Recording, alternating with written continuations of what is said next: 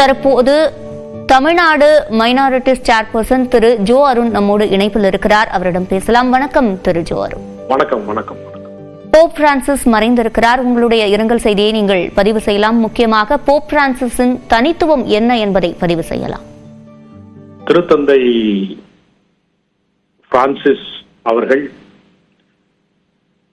இப்போது காலமாயிருப்பது கத்தோலிக்க திருச்சபைக்கு பெரும் இழப்பாக இருக்கிறது. தற்போதுதான் உயிர்ப்பு ஞாயிறு அன்று சக்கர நாற்காலியில் வந்து மக்களை பார்த்து சந்தித்து ஒரு இன்ப அதிர்ச்சியை தந்தார். இப்பொழுது சோக அதிர்ச்சியை தந்திருக்கிறார்.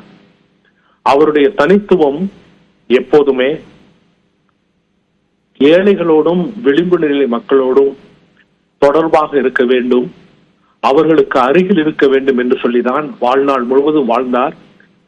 வயதாகி இப்பொழுது மருத்துவமனையிலிருந்து வருகிற போது கூட நோயாளிகளோடும் முக்கியமாக தொழுநோயாளிகளோடு நான் நேரம் செலவழிக்க வேண்டும் என்று சொன்னார். அதனால் தான் தன்னுடைய பெயரை போர்கோ என்கிற பெயரை மாற்றி புனித பிரான்சிஸ் என்கிற பெயரை வைத்துக் கொண்டதற்கு காரணம் எளிமையும் ஏழை மக்களுடைய பக்கத்தில் இருக்க வேண்டும், ஏழை மக்களுடைய மன வலியை புரிந்து கொள்ள வேண்டும் என்பதுதான் என் பணி என்று எப்பொழுதெல்லாம் போர் நிகழ்கிறதோ அப்பொழுதெல்லாம் அந்த போரில் பாதிக்கப்படுகிறவர்கள் பெண்கள், சிறுவர் சிறுமிகள், எந்த ஆதரவும் மற்றால் வாழ்வாதாரம் இல்லாத மக்கள், அவர்களுக்கு தான் குரல் கொடுப்பார். எளிய மக்களின் விளிம்பு நிலை மக்களின் குரலாக வாழ்நாள் முழுவதும் ஒரு இயேசு சபை குருவாக இருந்து அதற்கு பிறகு ஆயராகி பேராயராகி அதற்கு பிறகு கர்தினால் ஆகி இன்றைக்கு திருத்தந்தை வந்து அவர் செய்த மிகப்பெரிய மாற்றம் கத்தோலிக்க திருச்சபையில்.